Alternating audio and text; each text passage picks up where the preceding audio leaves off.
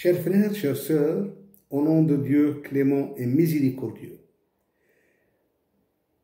au nom d'Allah Tabaraka wa Ta'ala, le puissant, le miséricordieux, qui a créé les cieux et la terre, avec toute sa puissance, qui a envoyé son messager doté d'une parfaite moralité, qui a honoré sa communauté avec le meilleur des messages. Si on va dans le Ramadan, qui est une grande école dans l'adoration, et une grande école dans la spiritualité, et une grande école dans l'éducation. Cette éducation qui passe par ce self-control qu'Allah et le prophète nous demandent de le faire. On a un self-control sur tout ce qui rentre dans la bouche. On a aussi un autre self-control sur tout ce qui sort. Tout ce qu'on doit dire aux gens.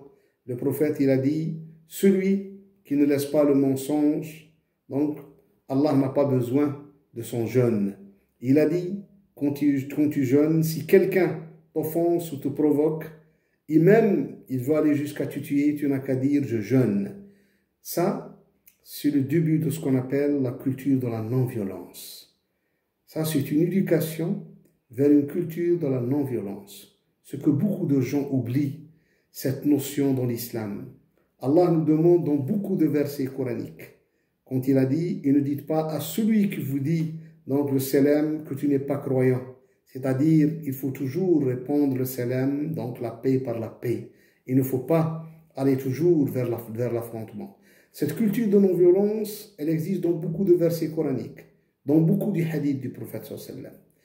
Et le Ramadan est une occasion en or de faire une éducation, une self-control pour arriver à ce statut d'être un non-violent. Un non-violent, que ce soit dans la violence verbale, que ce soit dans la violence physique. C'est pour cela le prophète nous a demandé de contrôler ce qui sort de notre bouche et de contrôler aussi nos mains, ce que nous allons faire avec. Beaucoup de gens dans cette vie ici-bas se jalousent. Se jalousent, s'entretuent même pour les ornements donc, éphémères de ce bas monde. On a de la haine, de la jalousie, de l'envie, qu'on exprime des fois par des coups bas, par des insultes, par des mauvais gestes, ce qui amplifie la haine entre les êtres humains, les uns envers les autres. Et beaucoup de personnes ne sont pas capables de se contrôler, de se maîtriser. Et le musulman doit apprendre à se maîtriser face à des situations, face des fois à la provocation. Quand on arrive à avoir ça, on rentre dans un autre statut, dans un autre stade. C'est le stade de l'indulgence. Allah tabaraka wa ta'ala a fait que l'indulgence soit parmi les vertus des prophètes. Quand il a parlé sur Ibrahim, il a dit « Inna Ibrahim la'awwahun halim » Ibrahim est certes omniscient et indulgent. L'indulgence, c'est la maîtrise de soi dans les moments de colère. Et c'est la plus grande force du croyant. C'est pour cela le prophète il a dit, le croyant fort, c'est celui qui se maîtrise quand il est en colère, dans son état de colère. Pourquoi? Parce que c'est la raison qui prend le dessus sur la passion. L'indulgent peut s'énerver, mais il se maîtrise totalement pour ne pas exprimer sa colère. Il est possible de s'énerver, mais il faut toujours avoir cette force de se maîtriser et d'être indulgent. L'indulgent est celui qui subit des coups contre lui, mais il arrive toujours à garder sa sérénité, à garder sa tranquillité, à essayer toujours de ne pas répondre par la colère, par des mesures, ce qu'on appelle de rétorsion, et les mesures réactionnaires. Quand on voit dans le Coran, Allah nous a donné une image importante. Cette image importante qui a été donnée aux musulmans, par Allah tabaraka wa ta'ala aux musulmans, suite à ce qui s'est passé contre la mère des croyantes Aïcha à l'année 5 de l'Hégire, où un dénigrement, donc suite à ce qui s'est passé, elle a été dénigrée. Et dans Surat An-Nur, Allah a fait descendre les versets donc, qui crédibilisent Aïcha et qui effacent tout ce qui a été dit contre elle. Et Allah nous a montré deux catégories de croyants. Ceux qui n'ont pas osé parler, ceux qui ont tenu leur langue, et Allah les a applaudis, Allah les a remerciés. Par contre, il y a d'autres qui n'ont pas pu s'y maîtriser et qui sont rentrés dans le dénigrement de la mère des croyantes, Aïcha.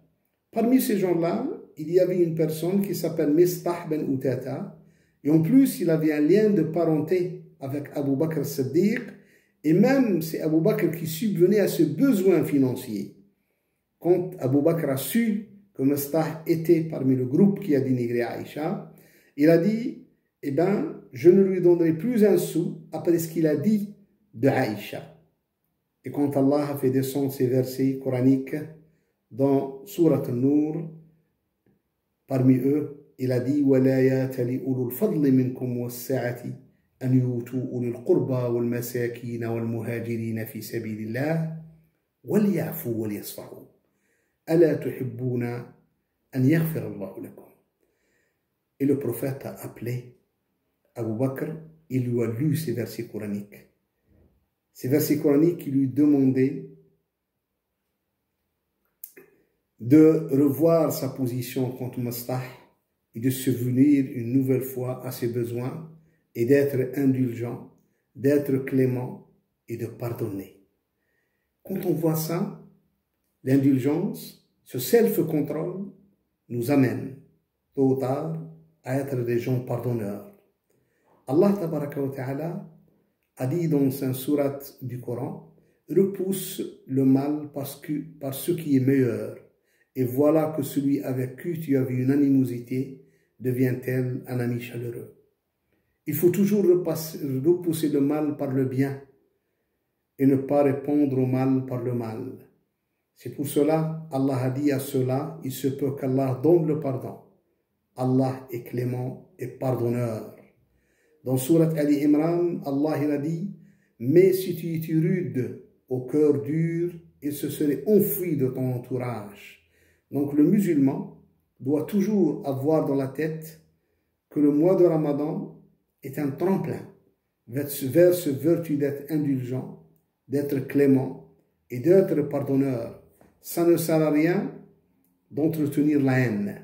Ça ne sert à rien d'entretenir le mal. Il faut toujours avoir le courage et la force de tourner la page. Et le Ramadan nous aide à tourner la page de ceux qui nous ont fait du mal, de ceux qui nous ont dénigrés, de ceux qui nous ont fait un mal impardonnable des fois. Mais nous dirons que le paradis est grand et est vaste et que nous espérons que nous allons pardonner ici pour être pardonnés dans l'au-delà.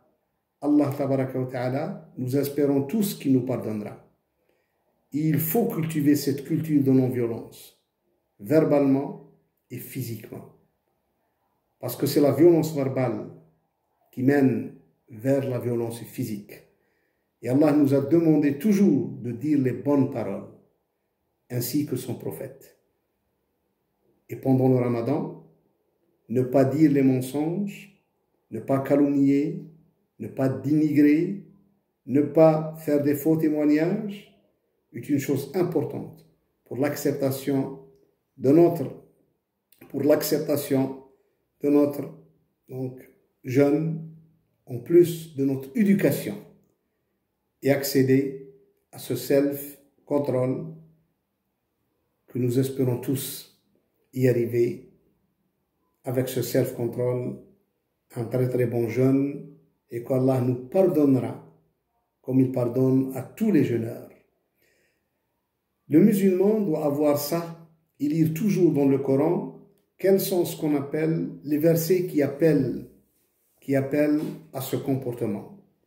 Le comportement, donc ce comportement de self-control, c'est un comportement qui nous mène vers le paradis. Allah, quand il a parlé des Qurayshites, il a dit que ces gens-là, généralement, fonctionnent à base de mesures réactionnaires. C'est pour cela, quand il y a eu la bataille de Badr, Abu Sufyan a envoyé un de ses messagers à la Mecque, demandant aux Qurayshites de venir pour sauver la caravane. Et Quraysh, moins de 3 jours, a rassemblé toute une armée et a quitté la Mecque pour Badr, sans savoir les raisons, sans être sûr de ce qu'elle va faire. Elle ne savait même pas rien du tout. Et quand la caravane est sauvée, et elle était loin des musulmans, il y a eu une discussion interne au sein des Qurayshites.